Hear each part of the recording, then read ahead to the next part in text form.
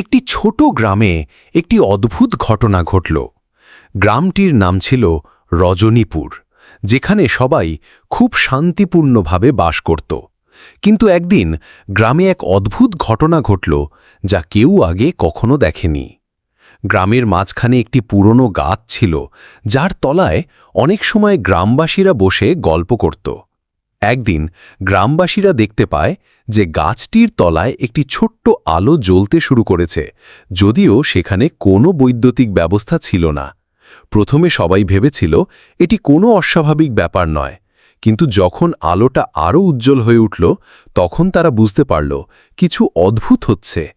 গ্রামের এক বাচ্চা ছেলে, নাম ছিল সোহান। সে খুব সাহসী ছিল। সে ঠিক করল গাছটির কাছে গিয়ে কিছু দেখতে। সে যখন গাছটির কাছে পৌঁছল, তখন সে দেখল একটি ছোট্ট ফাঁকা জায়গা গাছের গুঁড়ির মধ্যে, এবং সেখানে একটি ছোট্ট সোনালি পাথর রাখা ছিল।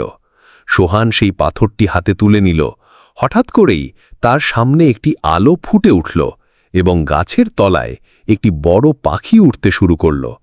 পাখিটি সোহানের দিকে তাকিয়ে বলল, তুমি সেই সৎ হৃদয়ের ছেলে, যার দ্বারা এই পাথরটি পাওয়া গেছে।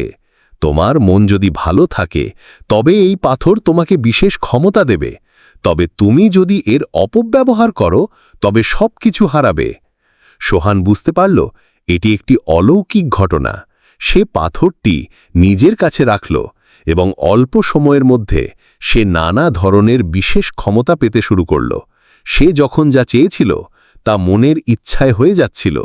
কিন্তু সোহান জানত তার জন্য সবচেয়ে গুরুত্বপূর্ণ ছিল সততা এবং ভালোবাসা। একদিন গ্রামের অন্য একটি ছেলে, রনি, সোহানকে প্রশ্ন করল, তোমার কাছে কিভাবে এসব ক্ষমতা এসেছে? সোহান তার বন্ধুকে সবকিছু খুলে বলল, এবং রনি তাকে সতর্ক করল, এটা তোমার জন্য একটা বড় পরীক্ষা।